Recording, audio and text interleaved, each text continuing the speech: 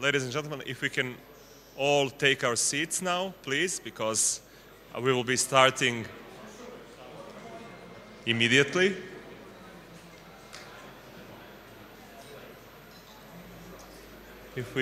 Yes, thank you.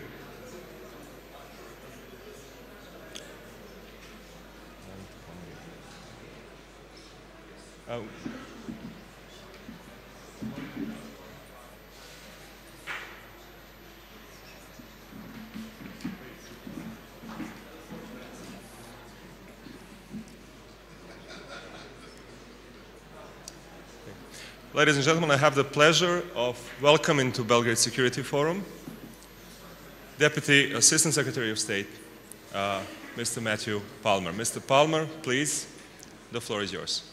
Thank you. Thanks very much.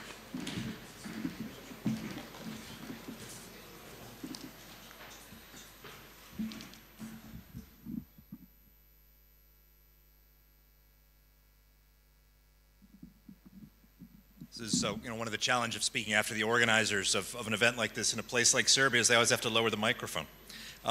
Thanks very much for the opportunity to speak here today. I've spent a significant part of my professional life working in this part of the world in various capacities. The Western Balkans is near and dear to me.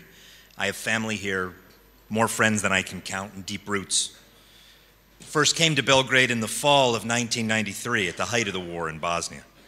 And needless to say, this region has come a long way since those dark days.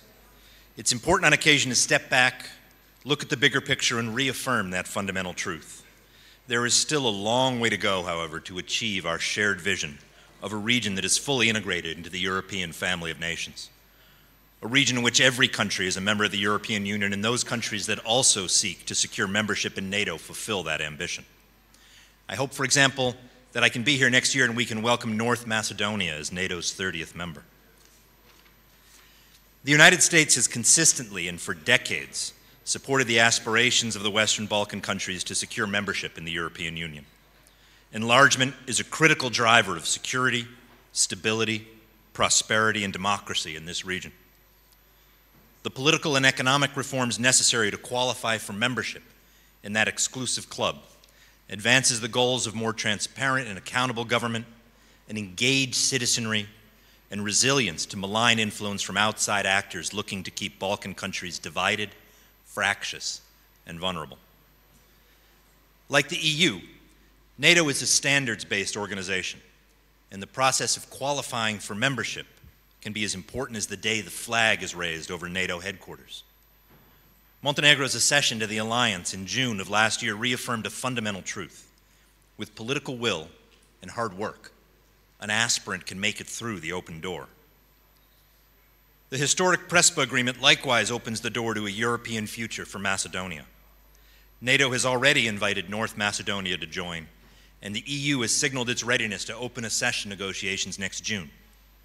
It is important to be clear, this European future requires that the Prespa agreement is accepted by both Macedonia and Greece and implemented in full. There is no alternative answer.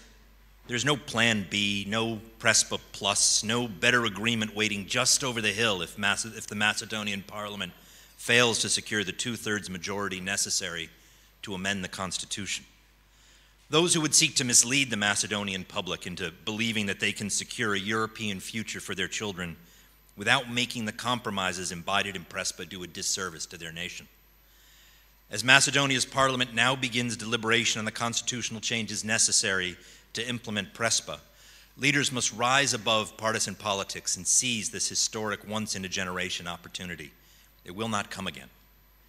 In particular, we ask the leadership of Vumro DPMNA, which has made clear its opposition to Prespa, to free its MPs to vote their conscience without fear of reprisal or retribution. Like Greece and Macedonia, Serbia and Kosovo have an opportunity, a historic opportunity, to move beyond the zero-sum thinking of the past and move forward together towards a more peaceful and prosperous future. Since its inception, the United States has strongly backed the EU-facilitated dialogue aimed at normalizing the relationship between Belgrade and Pristina. The fault line between Serbia and Kosovo holds each of them back. making it harder for the entire region to realize its full potential. Both Serbia and Kosovo have European futures, but they cannot reach that goal alone. The United States welcomes the intensified efforts in recent months to reach an agreement. Now is the time for compromise and for the parties to be creative and flexible. The solution must be durable, and that means it cannot be imposed from the international community. It must be locally owned. The United States stands ready to listen and help.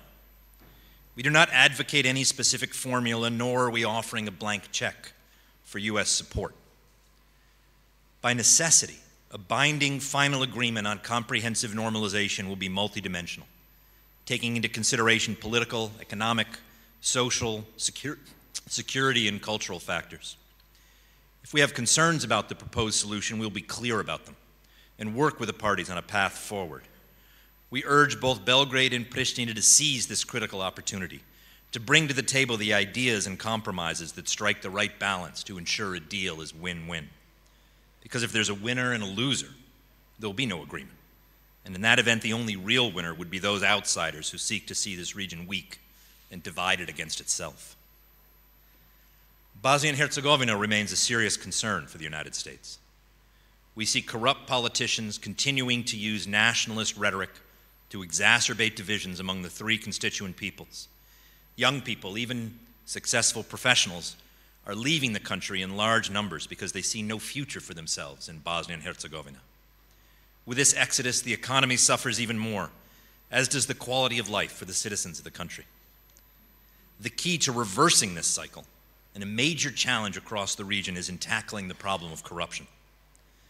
The United States is working with local partners to strengthen rule of law, judicial independence, and political accountability in order to combat this scourge and pierce the culture of impunity. By sanctioning individuals such as Nicholas Spiric for stealing from taxpayers through the abuse of public office, the United States is demonstrating its commitment to the region and to average citizens. The United States is committed to working with the new leadership of Bosnia and Herzegovina to address the challenges it faces. We hope the next government will form quickly and focus on economic reform, specifically privatization, rule of law, and anti-corruption reform, as well as political reform. Given the widespread irregularities and allegations of fraud, it is essential that the next government take steps to improve the credibility and transparency of elections. It's also high time to resolve the electoral impasse in Mostar, where citizens have been denied their right to elect local leaders for more than a decade. Despite the efforts of some political leaders to stall progress, the citizens of Bosnia and Herzegovina have made clear their hopes and desire for a European future. The United States believes full integration into European and Euro-Atlantic structures is the best guarantee of a secure and stable future for Bosnia and Herzegovina and for the wider region. But to get there, political leaders must reject selfish ambition and self-enrichment and instead work for the greater good. And let me be clear. As a guarantor of the Dayton Peace Accords, the United States remains firmly committed to the sovereignty and territorial integrity of Bosnia and Herzegovina. We will take a strong stand against anyone working to undermine the Dayton institutions. When we see Dayton and the Dayton system threatened, we will act. Croatia has fulfilled its ambitions to join the European Union and NATO. And as such, we look to Croatia to contribute more towards stability and growth in Bosnia and Herzegovina, to build constructive engagement with all neighbors, to reconcile the past and resolve legacy issues, and work with its neighbors towards the shared goal of completing the region's European integration. Croatia is also uniquely positioned to help bolster the region's energy security, including through its planned Krk Island LNG facility. Our NATO ally, Albania, has also come a long way. We welcome the European Council's agreement to consider opening accession negotiations with Tirana in June.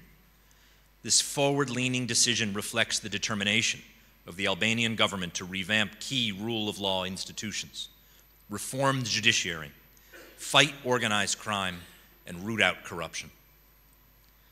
Tirana must build momentum behind these efforts and demonstrate to Brussels and to the Albanian people it is committed and able to effect the transformations that will secure its EU future.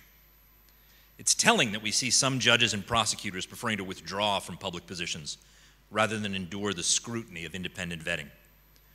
We urge Albania to hold its judiciary to account, reject immunity for those who accept bribes or act according to political pressure. Let me, if I may, turn briefly back to Montenegro. Accession to NATO was no small feat. Montenegro should be proud of this accomplishment. To sustain progress in its difficult EU accession process, however, Podgorica will need to redouble its efforts to enact key reforms that will strengthen the rule of law, eradicate organized crime, and bolster the economy. And we urge Montenegro to protect media freedom, which underpins democracy and contributes to good governance. EU accession will be a collective effort by all of society's democratic forces. If it's to succeed and fend off those malign actors that only want to see Montenegro fail.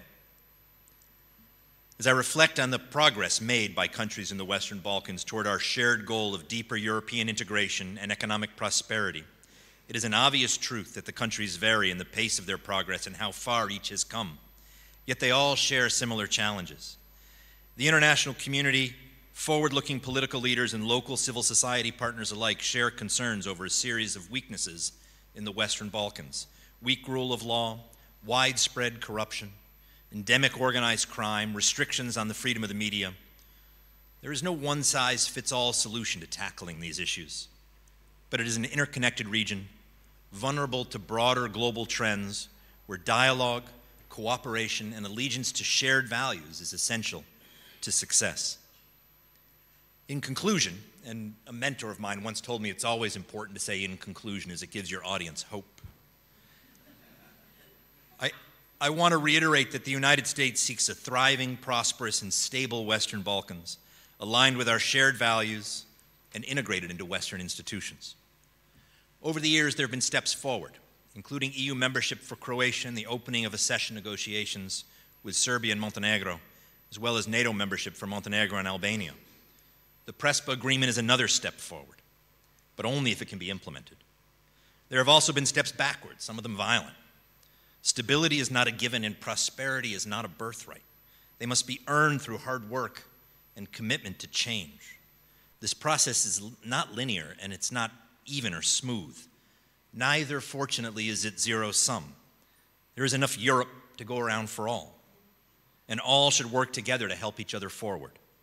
That should mean Bosnia dropping its veto on Kosovo's membership in the A5, Serbia and Croatia reconciling the legacy issues that continue to bedevil the relationship, and Albania concluding a comprehensive agreement with Greece on borders and minority issues, and finally turning the page on the conflicts of the past.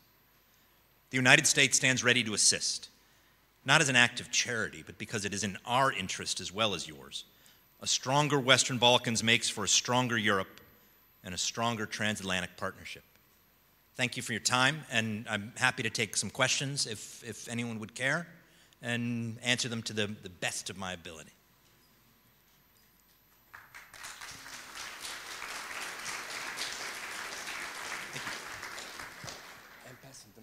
All right, so I'll call on folks. There we go, right there, that gentleman right back there. If you could start by telling me who you are, and I'd be grateful for that, and then the question. Sure. Kurt Basiner, Democratization Policy Council. I have two quick questions, Bosnia related both. Sure. You talked about fight against organized crime. There was a very clear mechanism that was very helpful for some time in the state court of international judges and prosecutors, the whole investigation to prosecution continuum. Since that's ended, the fight against organized crime has become ever more shameless in Bosnia. Nobody's hiding what they're doing anymore. Is the United States, with its European allies, reconsidering placing international executive personnel for long term in that continuum? My second question is about the U4 deterrent. I appreciate your point about the United States defending Bosnia's territorial integrity and sovereignty, but the deterrent force that's presently on the ground now is not up to task. I want to ask you something that we discussed in Congress a few months ago. Is the United States, together with its Atlantic allies, willing to consider reinforcing that deterrent to make it more credible and disempower the destabilizing actors in Bosnia and in the region? Thank you for those questions, and I appreciate where they're coming from. In terms of the judicial sector in Bosnia, at this point, where our focus is on helping local actors, local institutions, Bosnian institutions, strengthen their ability to execute and enforce the laws of Bosnia Herzegovina. That's in part a function of training programs, it's capacity building, it's working also with the political class to ensure that the will is there to help these institutions realize their responsibilities and execute the laws as they are written and as they're intended. So strengthening local Bosnian institutions, I think, is fundamental to the success of the Bosnian project and to the continued viability of the Dayton system and Dayton institutions. In terms of EUFOR and the deterrent factor that EUFOR represents, I think EUFOR has a continued important role to play in Bosnia and Althea. We support EUFOR and its activities and its continued presence, its continued role in the Bosnian system. I don't know that there is a need or a particular value in growing that presence, but I do think it's important to put all those who would challenge the integrity of the state of Bosnia and Herzegovina on notice that the United States and our partners and our allies remain committed to the state, we remain committed to Dayton, we remain committed to the Dayton institutions, and we remain committed to the integrity, inviolability, and sovereignty of Bosnia and Herzegovina. Thank you. Right in the back there. Yes, thank you. My name is Nathalie Nougret. I'm French. I'm based in London. I'm with The Guardian, and I was also taking part in meetings organized by the ECFR think tank these last few days in Belgrade. I wanted to ask you about your message on the Belgrade-Pristina discussion about an exchange of territories. We've heard at this conference that Germany, and it was expressed yesterday by its ambassador here, Germany is very firmly, it seems to me, opposed to this scenario. And in the words of the ambassador yesterday, the German ambassador, it could have far-reaching consequences beyond the region, not just in the region, but beyond the region. So I wanted to ask you, as a representative of the US administration, how do you intend to overcome this clear transatlantic gap on a very sensitive issue, which is the Balkans, strategic area for Europe? How do you intend to overcome this difficulty, this open disagreement with Germany? And do you agree to a certain extent that there is a risk of this scenario having consequences far beyond the region? Thank you very much. Sure, I appreciate that question. I think one thing that's very important to underscore up front is that the United States does not have a preferred outcome in this dialogue between Belgrade and Pristina. We're not advocating a particular solution. We're not ourselves party to these negotiations. We're not putting ideas forward. We're not trying to drive any particular outcome. What we are trying to do is encourage the parties, take ownership of this process, to find a path forward that they can share in common that is durable, that is viable, that can be embraced by both sides, by the publics on both sides of this process. In terms of what the specifics of the agreement might be, we haven't seen a plan. And until and unless there is a particular agreement that is reached through this dialogue process, it's hard to talk about this in the abstract. I know there's been some concerns that have been expressed as to whether adjustments to borders, if that is in fact part of a final agreement, whether that might have knock-on consequences elsewhere in the region. And we're not unsympathetic to that concern. There are concerns, I think, on the other side as well, that if an agreement is not reached, if the dispute is allowed to take root and to fester, that a long-term frozen conflict is also damaging to regional stability. So the question here is, how can these risks be balanced? And here, I think what we're trying to do is to encourage the parties themselves to identify a path forward that can be embraced by both sides And as I said in my earlier remarks, that's not a blank check. We want to see what it looks like. Reach an agreement, put it on the table, let's take a look at it. To the extent we have concerns about the particulars or the specifics, we will articulate those concerns clearly and work with the parties to see if those concerns can be addressed so that there's an agreement that the parties themselves support, that we can advocate for, that others can get behind. And I think that depends in large part on the specifics that are eventually agreed. Sorry. I think I have time for maybe one more question, and then...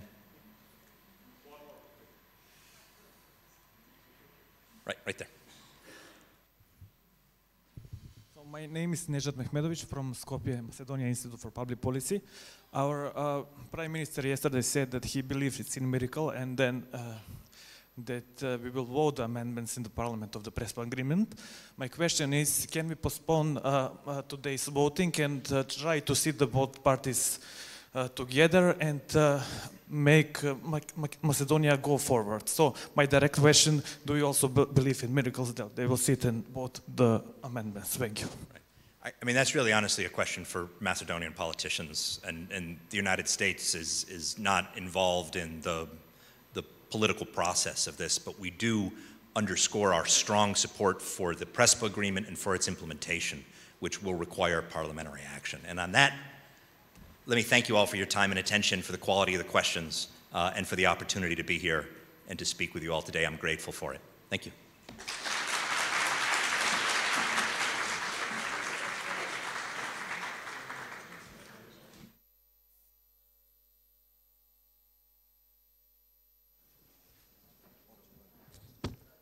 Thank you. Ladies and gentlemen, please, our fourth plenary session will continue immediately as we welcome our panelists to the floor. Please.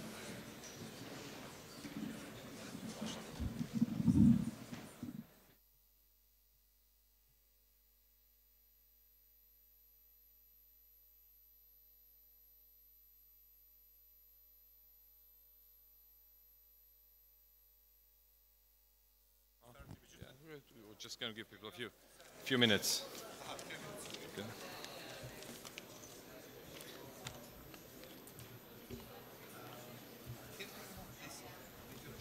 Absolutely.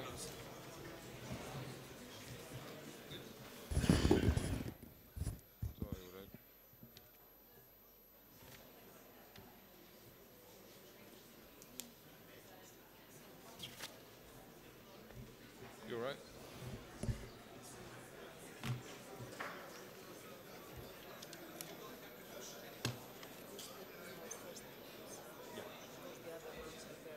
Just the first names, exactly, yeah. I may just address Professor Kang, maybe kind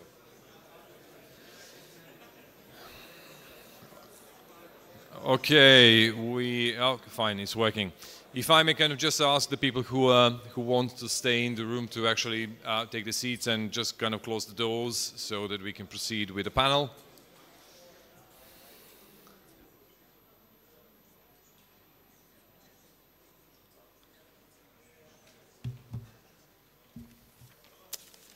So, good afternoon, ladies and gentlemen. Thank you very much for your time. Thank you very much for the desire actually to be here and discuss with us one of the key issues that is facing not just individual societies, but I would say the whole planet at the moment and in the years to come. It's in a way kind of almost like a natural force, man-made, but a natural force that is facing every single society on Earth at the moment, and every single society is going to be forced to actually try to find some answers to this particular new dynamic. So what we are talking about? We are talking about the fourth industrial revolution.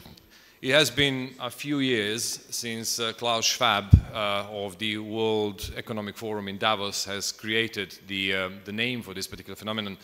And he used a particular kind of progression of developments to illustrate what he meant by it, meaning that the first industrial revolution, so called it, was actually moving from a muscle power to steam, The second one is actually moving from steam to electricity to the internal combustion engine, aeroplanes and similar technologies.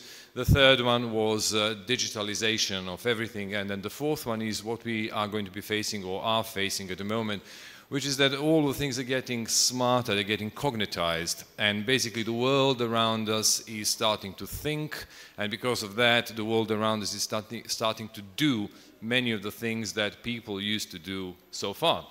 And that's what he called the fourth industrial revolution. Or to interpret it differently, Kevin Kelly, one of the kind of foremost technology writers in the world, actually defined it slightly differently. He actually used three phases. He said, first of all, things were getting electrified. Now they were getting digitalized, now they're getting cognitized, meaning that actually they've started thinking for themselves. Now that is actually bringing a raft of issues, a raft of not just problems, but opportunities for us collectively as a species as well, that we need to be thinking about. And for the next hour and a half, including your questions, we're actually going to be trying to shed some light on various issues that this new paradigm is bringing to us, talk about the opportunities, talk about the problems, talk about the ways that we need to try to get out of the muscle memories or the muscle memory of the 20th century in so many different ways, and actually see where we are, what do we need to think about, what do we need to prepare for, and how to respond to this absolutely huge change that is just hitting us. And in that particular task, I've got a rare privilege to kind of welcome our guests for the panel. I'm going to be joined today by several really distinguished people who have been studying this phenomenon, are studying this phenomenon, and worked in institutions and situations that can help us shed light on this for years. On my right-hand side, Anna Diamantopoulou, President of Dictio, a network for reforms in Greece and Europe, an Athens-based think tank. Anna was also, if I'm not mistaken, a European Commissioner for Employment, Social Affairs and Equal Opportunities from 1999 to 2004. And you've also been a Greek minister with two portfolios, if I'm not mistaken, education and then also development competitiveness as well. So the right person to actually talk about this issue. Then it's Jared Owens. Jared is coordinator in international cooperation, including ICT and patents and standards in the European Patent Office in Munich. Danny Sandow. Danny Sandow is currently a researcher at the Social and Political Sciences Department of the European University Institute in Italy. And some of the really interesting things that he was focusing on that we're going to be talking about is, for example, effects on technology automation on Central and Eastern European countries, which is certainly something that we are going to be thinking about a lot. Viktor Krasilchikov, senior researcher at the Polish Institute of Advanced Studies in Warsaw, also focusing and looking at development obstacles in semi-peripheral and peripheral countries during globalization. And again, a very kind of strong touch point with what we're going to be talking about today. And also my great pleasure to introduce Professor Seonju Kang, professor at the Institute for Foreign Affairs at National Security, Korean National Diplomatic Academy. Thank you very much for your time and for your energy and of course your expertise. May I start by asking you exactly the same question, each of you, and a few minutes of each of you to answer that question any way you like it and give any support points for your opinions that you like. And that question is very, very simple. There's lots of naysayers saying, oh, this fourth industrial revolution, it's kind of all kind of hot air. You know, the first industrial revolution was steam. Today, the whole economy seems to be powered by hot air. But there are actually really firm, solid things that are kind of coming our way as well. Now, my question is, do you think that the fourth industrial revolution is real? And if it is, why? What are the support points for it? Or if you don't, why you don't believe in that? Anna, please. Works, yep. Okay, for this invitation in this very interesting summit. Is it real? When something becomes real, when people feel and understand that, it's not just a discussion between scientists and the elites. So the second industrial revolution, you refer to that, the electricity, when did it become real? My grandmother was in a small city in Macedonia, in northern Greece. The name of the city was Serbia, so the two of us were Balkans, and we understand all this confusion of names and areas. And she understood what electricity was when she put the button and the light came in the room. So it was something real. When my mother understood the digital revolution, that it was real, when all of a sudden she could speak to her grandchildren around the world through Skype. It was a revolution. Something changed in the lives of people. Now, is this revolution real? Do we put the button now and understand what is going on? Not really everywhere, and not for everybody. But the changes which take place in our lives are unprecedented. And the acceleration, the speed of these changes had no precedent. According to McKinsey, the speed is 10 times higher, and the impact is 300 times bigger. So, why is it real, and what does it mean? Do you know that we have the first robot lawyer in the United States with a license? What does it mean for this profession? Do we all know that there is a 3D printer machine now that it produces bones of our body, of human body? We know that everything has changed with the virtual reality. And if we go to an airport, we can see that 90% of people who were working in the airport are not there anymore. They all have been replaced by bots, machines, and robots. So it is real, it is here, it is not very much understandable by all people, but we have to be to understand that it is very, very urgent to organize states, policies, universities, systems. Otherwise, the inequalities because of this fourth industrial revolution will be catastrophic. And we'll be coming to that in a minute. Thank you very much. Joe, do you think that this thing that is hitting us is real?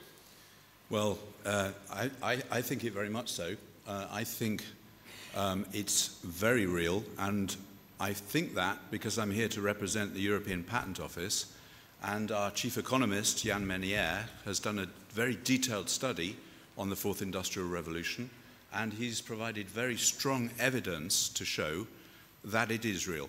So if you look on our website, if you look on a report on our website on the Fourth Industrial Revolution, what you'll see is patent filing trends in particular technologies. And what you'll see is that those have been increasing rapidly over the last 15 years, and in particular, since 2010, they've been increasing exponentially, and there is no end in sight, basically. So we have very strong evidence. Now, what do I mean in terms of patent trends, and why is that important? People apply for a patent for something that they believe they have, which is new and inventive. They've done research and development, they've put a lot of work into producing a new process, a new product, and if they think they have something new and inventive, they can file a patent, they can claim exclusive rights, they can work it to their effect, they can get a return on their investment, and they will then continue, their business continue to develop. It means that patent filings have to be filed very early, because if you don't file it, somebody else will file it, and you'll no longer be new. So patents are technology-based, patents are filed very early, and they're excellent indicators of trends in technology. So again, what we see is they've been going up very rapidly for the last 15 years. They've been going up exponentially since about 2010. And what we have there is not just one type of technology. We have three sets of technology. We have what we call the basics. We have hardware, and we have software, and we have the networking technologies themselves. We had to define what belongs to the Fourth Industrial Revolution, and it is, as you were saying, connectivity. So if you get a complex system, but it's contained, then that's not the Fourth Industrial Revolution. The Fourth Industrial Revolution is taking complex systems, but they're connected widely over the internet to everything else. So we're not talking about a very complex car that has sensors and motors and adjusters and computers in it. We're talking about a whole set of cars going down the motorway which are connected to each other and connected to many other things. So that connectivity defines it. So we have hardware, we have software, and we have the networking itself. That's one group of technologies. On top of that, we have the emerging technologies, which are relatively new to us in practice. We have artificial intelligence, we have blockchain, we have additive manufacturing or 3D printing, we have new virtual reality and human-computer interaction. So that's the second wave. It's basically what we call emerging technologies, and due to the rapid advances in computing power, those technologies now work.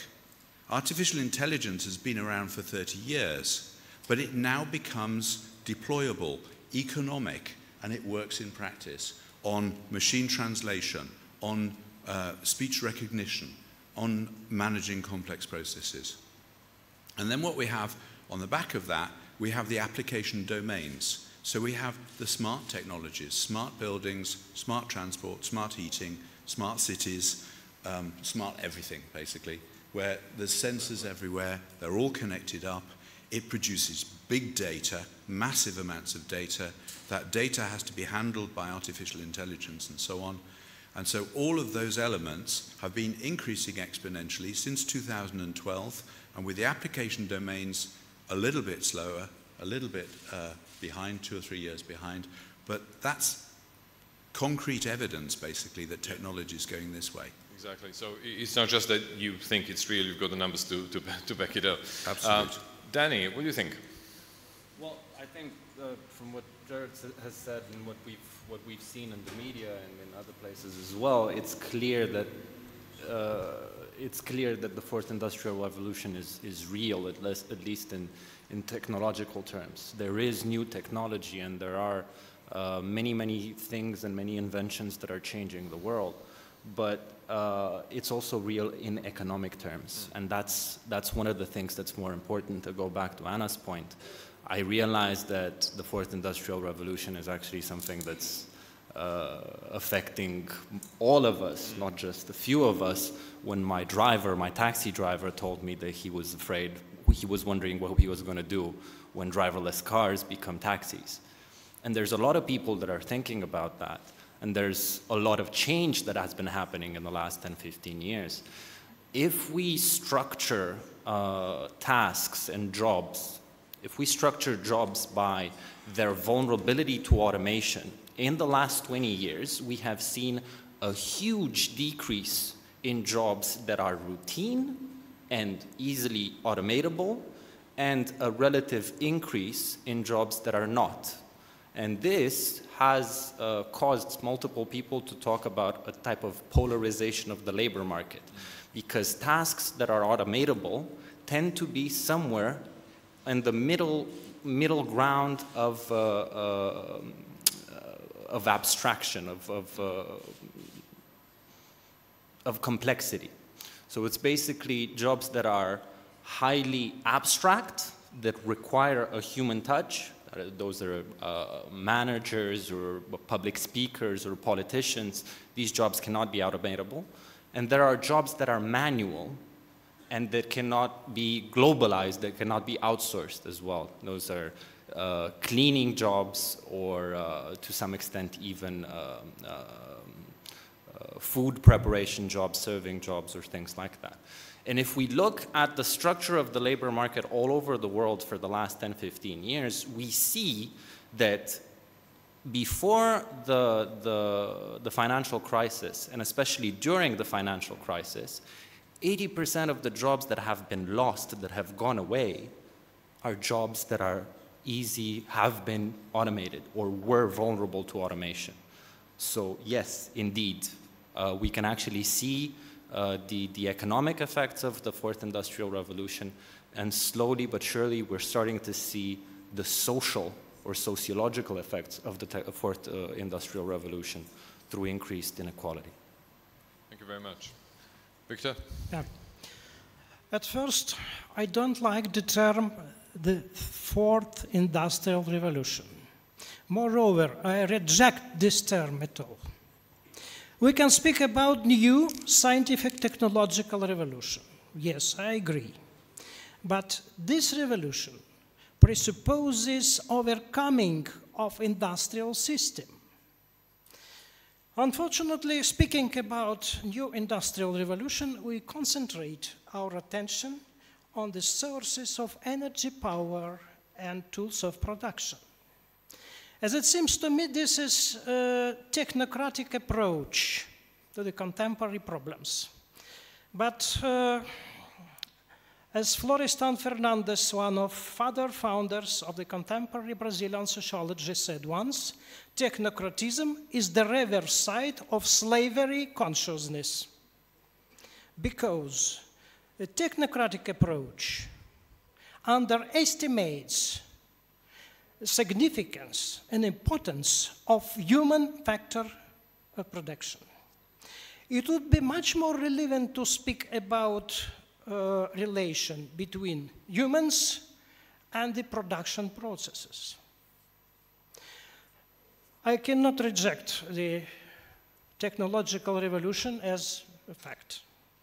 But I am repeating once more, I reject the term new industrial revolution.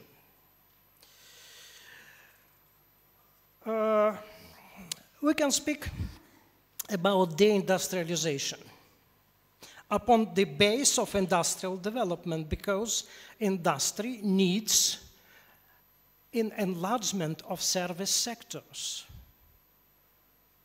research and development, education, and so on. And this circumstance makes very serious obstacles to a catching up development. In the industrial era, it was possible to borrow advanced technologies from more developed countries. And as the experience of East Asian industrial tigers shows, this borrowing could be very successful. But today, it is very difficult to borrow and to implement new technologies without adequate social, educational, and scientific research system.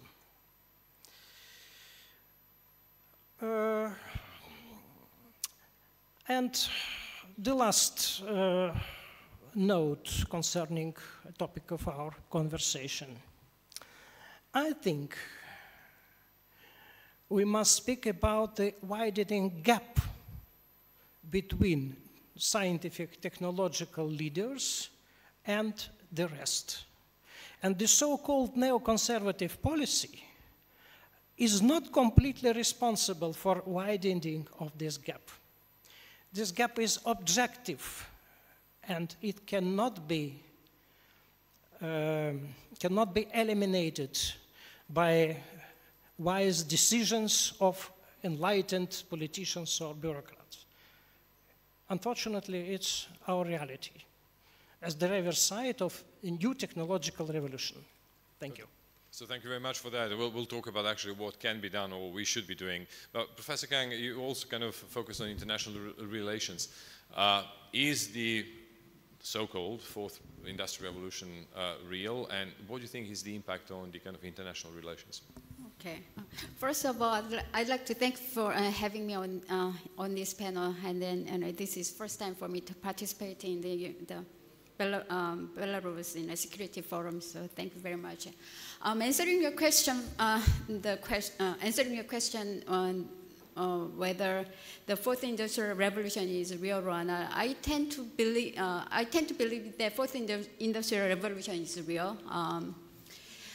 Because I myself experienced the enhanced productivity in my work. I mean, with your mobile phone, laptop, and any devices you have at home, you can be you can be connected. It is very easy to take obtain information that can be plugged into your work. So fourth industrial revolution is real. But I like to say this. Maybe the fourth industrial revolution is not progressing as fast as we wish it to, or as we fantasize. I mean, when I hear the description of the fourth industrial revolution, I was first reminded of the movie 1984, The Terminator. It was much more dramatic and revolutionary. But in the fourth industrial revolution in real life, maybe progressing more in an evolutionary manner. Even before we talk about the fourth industrial revolution, the technology like big data, Internet of Things, artificial intelligence, and robotics have been progressing respectively from the 80s and 90s and early 2000s. And the fourth industrial revolution is not in a completely new concept, but it is building upon the advancement and a convergence of those technologies. So the fourth industrial revolution, maybe it is progressing less slowly, less fast than we hope to, but the fourth industrial revolution is progressing and in effect in our lives big time.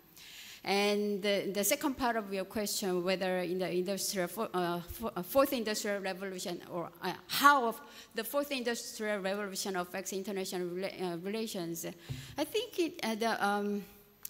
the fourth industrial revolution affects the national competitiveness, and then that becomes the source of changes in international relations.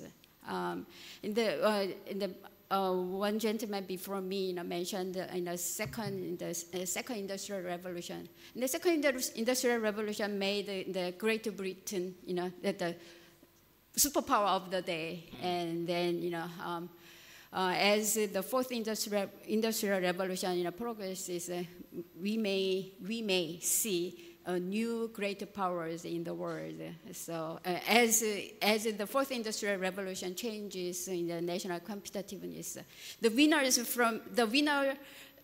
of the fourth industrial revolution will become a new great power, and then from that point we will see new type of or new forms of international relations, I guess. Yeah, exactly. And we'll come to that in a second as well. But thank you very much. You've opened it up brilliantly, and so many different sides that we can look at this issue from.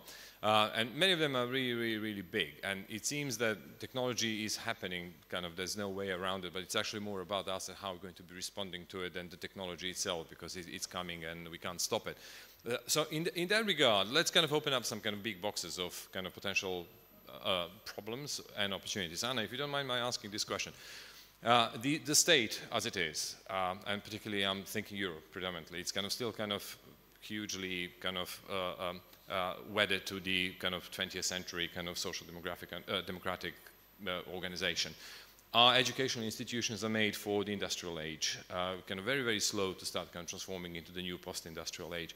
What is the good old state going to do when this wave is now lapping at our toes?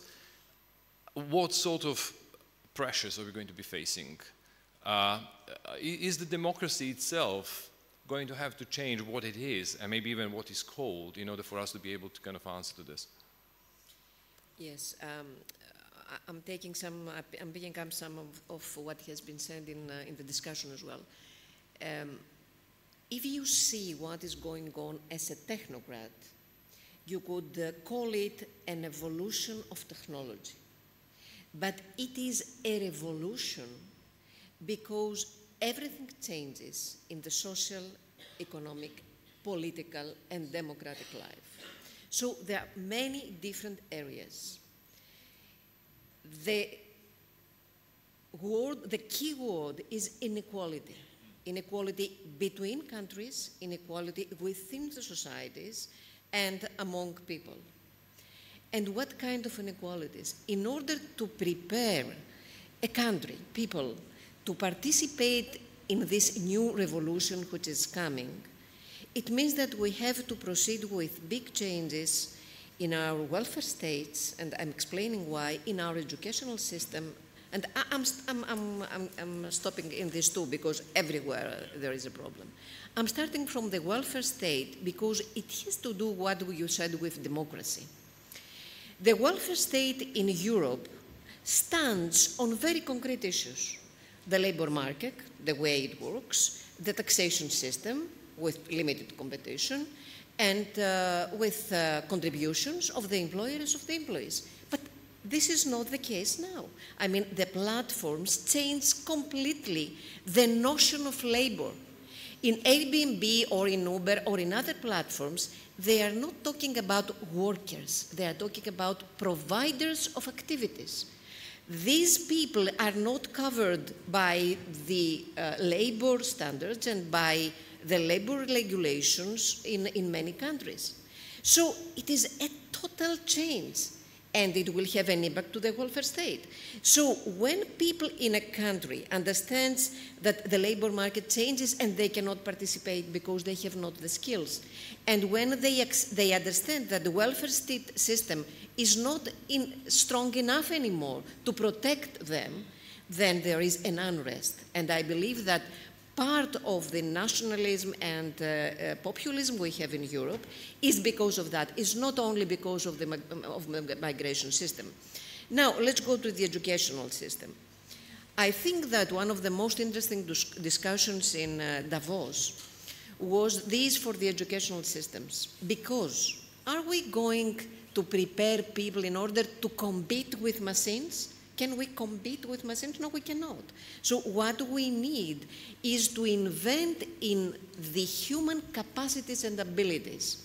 This is what I'm saying in a slogan, in a few words, that we have to combine Aristoteles with coding.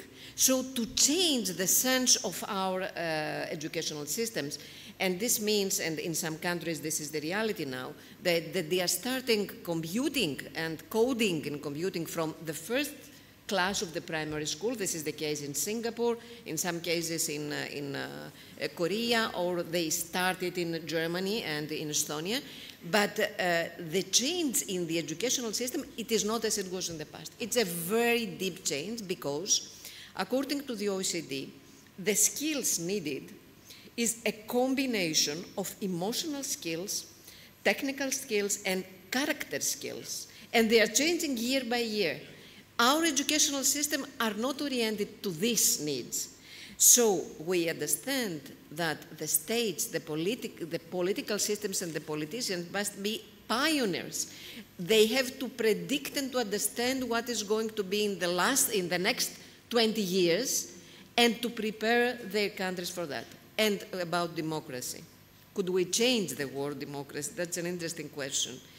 Democracy is a Greek word, an ancient Greek word. Demos means people, and kratos means power. So it is the power of the people. I think it will be through centuries the same ideological translation. But now, when we're talking about people, it is just people, or we're blending technology into the people? This is the question now, and of course, I mean, we cannot be prophets. Yeah, but we need to be thinking about it as well, kind of how are even political models, intellectual models of organizing society going to change as well? Just point, there are 17 countries in the world, in Asia, in Europe, and in the American continent, who prepare themselves. They have presented national plans, 5-year plans. They are trying to organize it. I think it is interesting to see the German model and the platform Industry 4, because they have not big results for the time being, but what they have done is that they have brought in a platform the government, the universities and the research centers, the industrialists and the workers. So they work all together and they try every 6 months to provide the government with some ideas and proposals. And I believe that this is what we need. We have to work all together and to see how we are going to see this new era, and we must be optimists, not ludists. I can't agree more, but let me pick up on that particular point, the German point, which is actually seems a little bit counterintuitive. I've spent almost 20 years in London kind of working in one of the super competitive markets in the world. The last 2.5 years of my career before I came back to Belgrade at Google, being head of brand strategy for one of their creative think tanks internally. So I kind of seen the other side of kind of modern capitalism as well. Now my question is, we always talk about competitiveness, and you rightly so pointed out to the well-being of all of us and people as well as being an absolutely critical factor. It seems that two things are now not kind of taken together, that we kind of think either or. And that's a question for you, Danny, as well, if you don't mind. I think kind of really sits in your areas of interest. It seems that at the moment we are thinking about the fourth industrial revolution within the realms of capitalism exclusively, particularly the kind of so-called neoliberal, all right? That competitiveness and the fourth industrial revolution can do wonders for some countries if they're clever enough to be super competitive now. But how to balance competitiveness and well-being, and my question particularly to you, Danny, is it possible to do something about this thing within the realm of the hyper, super financed, big finance capitalism that we know today? Well, I think that's a very good question, and that kind of shapes the type of debate that we're having nowadays, because what we see is that although there are blanket results on the aggregate level in terms of changes in the labor market, in terms of how many jobs are lost or gained, or prosperity or inequality, or many of the things that we've heard about connected to the fourth industrial revolution, we see that these results are very, very different from country to country. There are some countries where the results are particularly vicious in terms of effects to the common person, to the lay folk, the workers, and then we see countries where the opposite happens. In a comparative study of labor market polarization between the United States and countries in Europe, researchers have shown that basically European countries that have a highly functional corporatist model, basically what Anna was talking about, countries where governance decisions are taken together with labor unions, together with people who are directly affected, with civil society, these countries tend to harness this potential of technological automation and the fourth industrial revolution to the benefit of the population. And then they use these gains in prosperity that somehow they collect at the government level through taxation or other types of collection, to invest more in education, to invest more in social lifelines for people who maybe they're too old to readjust. Maybe if they lose their taxi driver job at 50, it's difficult to start learning how to code and then become a prosperous employee of Google or Apple, or I don't know. That type of person needs a lifeline, and they need a lifeline from a government that kind of understands that sort of vulnerability. But unfortunately, this level of wisdom is not equally spread out between countries. There are some countries that have it and have a great deal of it, and some countries that don't have it. But it boils back to institutions. And what are the key differences with the countries that do get it and the countries that don't, or they do it and they don't? Is it the ideological, or is it something else? Well, it's the type of market economy. There are countries that are more fit, according to the labor economy kind of model, to bring about disruptive change, to create things that are absolutely new and creative and never before seen, like the United States, that prizes innovation very, very much. And then there are countries who, because of their institutional layout, because of the fact that they involve trade unions, because of the fact that they're very, very sensitive to the needs of the people at the lower rungs of society, these societies tend to balance out and use the benefits of change for the whole of society. Absolutely, thank so you very much. It's ideological in the sense, but at the same time it's evolutionary, and it depends on how we involve ourselves in these institutions. Okay, which is usually political, reflecting some sort of ideology, I would say. But actually leads me to a question for Victor. Continue along these lines. Victor, you've been studying obstacles that, how you call it, peripheral and semi-peripheral countries actually had during globalization or in the globalization process. It's quite close to this particular issue because this is sort of globalization turned up to 11 in many ways. What were the obstacles that you've observed in those kind of countries, and we're kind of probably one of them, that you've seen in the process of actually even moving to a more globalized world, let alone to this new paradigm? Yes.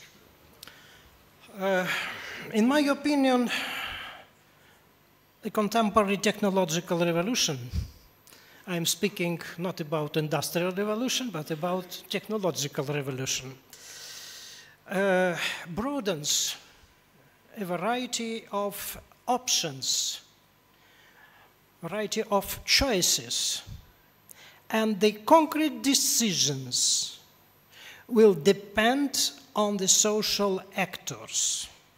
In my opinion, the problems of many countries at the middle level of development, including, of course, my native country, Russia, don't consist in the lack of technological, material, and financial resources.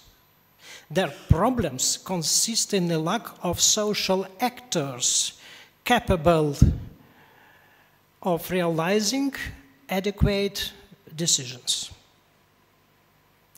Unfortunately, we see the rise of conservatism of the lower classes. We can speak to some degree about the new edition of Ludit's movement. Particularly, we can see this phenomenon in such developed country as France. And the term, the concept of reactionary socialism proposed by comrades Marx and Engels 170 years ago is absolutely relevant to characterize the recent left policy and politics. This is intention to go forward with head looking back. This is a kind of new reactionary utopianism. And conservatism of the lower classes has not been ignoring by the ruling circles on electoral reasons. And this situation succeeds in a reproduction of obsolete economic structures, obsolete social policy, which is absolutely inadequate to the new challenges.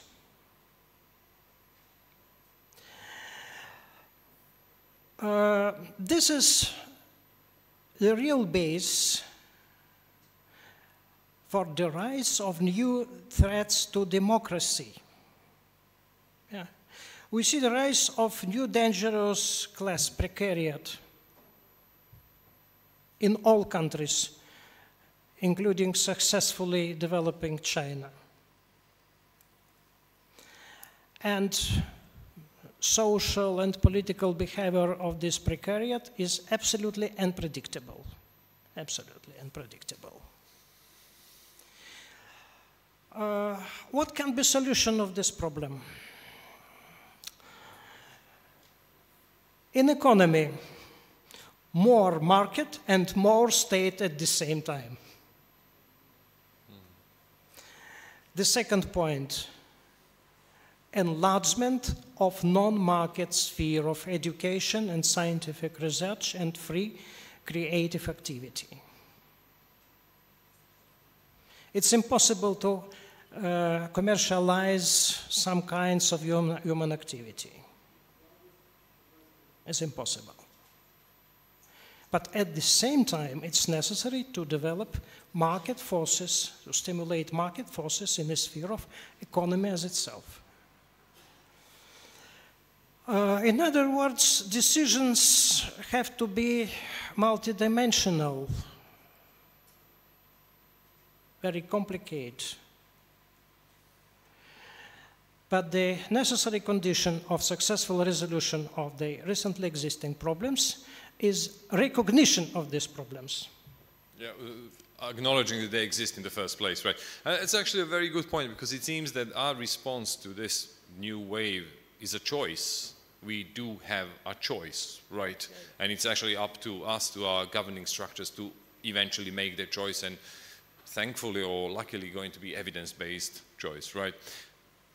Another question on that one, because I think you've touched upon the kind of breakage of, many of you have touched upon the breakage of some of the existing structures. It strikes me that there's no jobs for life, well, that soon there's not going to be jobs for life, fewer and fewer of them, which means that during our lifetimes we would need to be able to adopt multiple individualities, or almost kind of personalities. We kind of have to be different people at different parts of our lives, doing completely different occupations, completely different jobs. Now it seems that kind of we can look at it from two lenses. The positive one is the Lenin kind of lens. It seems that he's won eventually, because he was saying learning, learning, and only learning. And we learn all life, and we change kind of our interest and jobs as we learn. Or there could be kind of another negative effect to that, which is the breakdown of our identities, personal identities, which can lead us into more misery, more depression, more anxieties, and many other things that we are seeing now, particularly in the vastly developed world. Actually, we are seeing a lot of those things. So what do you think actually is going to happen with that particular thing? This is a question for everybody, just opening the floor. Professor Kang, or Jared, please. Well, I studied twice. I studied biotechnology, and then I studied human-computer interaction, which is ergonomics. And the philosophy behind ergonomics is that you make machines work for you. You do not adapt to the machines. So instead of having basically a machine where a human fills in all the bits that the machine can't do, the whole philosophy is the other way around. And I think you need that philosophy all the way through the Fourth Industrial Revolution. We have lots of new problems. Basically for us, connectivity is the essential element of the Fourth Industrial Revolution, but connectivity itself brings a lot of dangers. It brings a lack of privacy, as we've seen with leaking of data, basically from social media. It brings security problems, huge security problems, potentially, if somebody can get into a network of a nuclear power station, or the automation of future autonomous driving cars and things like that. So around every new technology, you have a lot of dangers, and you have to assess those risks and take those risks into account, and you often need technological developments as well to counteract those. And one of the major areas that we see that where there are many patents as well, it's security, it's cryptography, it's digital security, and those are essential elements. But if I come back to the ergonomics, in my lifetime, I'm an engineer, basically. And so I'm one of those people that's continually accused, firstly, of being a technocrat, and secondly, of putting people out of jobs. But I've spent the best part of 30 years automating the European Patent Office. And we've gone from small, slow, loud computers with small screens to big double screens that don't weigh very much, to desks that you can raise up and down so you can work standing as well. And we've put a lot into the ergonomics, basically, so that people can work more comfortably. And I think that's very important. We spend half of our waking hours at work, potentially. So, you know, our standard of living at work is as important almost as our standard of living at home. But the philosophy that you should make machines work for you and for society as a whole, I think that's the important element. But that is our choice. That is the way that we have to configure society to a certain extent, and we have to work in that direction to improve the standard of living. But not for a very limited number of technological experts, but for the population as a whole. And that brings us to the distinction between simple and hard. It's quite simple to understand that particular sentence, very hard to do something in practice, right? All we're seeing is so far, we are kind of exploring why. Danny, you were saying? Yeah, it's very interesting to see that if we look at the evolution of technological change in the 20th century, most technological changes, most innovations, probably most patents as well, have generated an increase in free time. So people have to work less and have more free time on the aggregate level. So this increases the quality of life. Again, it's on the aggregate level, and there's obviously a lot of inequality there as well. But we have to try to start thinking about the use of technology in the exact sense that Jared was talking about, in the sense of complementing what we already have, complementing the potential of human beings to do something. And there's actually a very, very interesting story there, an evolutionary story, if you will, about something that happened in the United States in the 20th century. So at some point in the 1950s, there were very, very few bank offices in the United States. There were less than 500 bank offices in the United States. And most of what bank offices did was basically give and take money from customers. And at some point, the ATM machine, the ATM was invented. And everybody thought, just as we're thinking now about most technological change, ooh, the ATM is invented, and now people who are working in the bank are going to be out of a job because the machines are going to do everything that they were doing.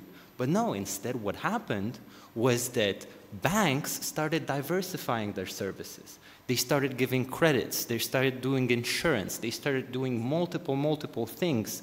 So instead of having fewer people work in banks, you had more people work in banks and suddenly much more banks.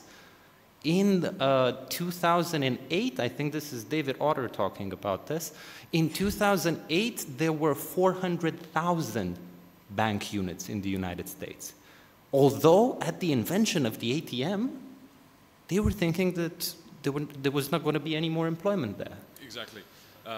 Yeah, please. Because in the beginning, when there was the production of ATMs, there was a kind of floodism in the United States, and they were there and they were destroying the machines. And in the end, the change was completely different. But I would like just to make a point on if life is better and we have more time or more money, etc. When we have big changes in human history, we can see that in the beginning there are always losers and winners. And the losers are more than the winners. So I think we are in this situation now. And we can see that, for example, in Philippines, there was a new documentary from the United Nations that there are hundreds of thousands of people who are working as cleaners. Have you heard about that? The cleaners are people who are 12 days before a screen, in front of a screen, and they try to cut images that are dangerous for the people. So these are the kind of slavery working, comparing with the beginning of the industrial, of the stream industry. We are in this phase. We don't know yet how we can make the winners the majority. But this is what we need to do. And in order to do that, we have first, as Danny said, and as Erwan said, we have to understand very well what is going on and to make predictions, because this is what the politicians have to do, to predict the future and to prepare the people. Yeah. Just one question for Professor Gang. There's always opportunities in kind of big upheavals, not just the challenges and problems, but opportunities as well. Today, again, picking up on many of the points that other speakers have made, we've got maybe 300, 400, 500 new jobs that didn't exist even 20, 30 years ago. UX, designer, and kind of many other kind of occupations that I was working with or I was doing as well that simply did not exist. So that's going to happen here as well, for sure, we know that. How do you actually see that as being a realistic opportunity for us? And do you think that it's going to be an interesting thing to happen into countries that as they actually start taking up different opportunities, that we may see slightly more fluid identities of the countries themselves, not just individual people. Sorry, for Professor Kang. Would you ask the question again, please? I just a little bit lost listening to your questions. I'll repeat it. Yeah. So there's going to be lots of opportunities in the fourth industrial revolution. There's going to be new jobs created, new occupations, completely new things. The interesting thing would be as different countries start taking up, developing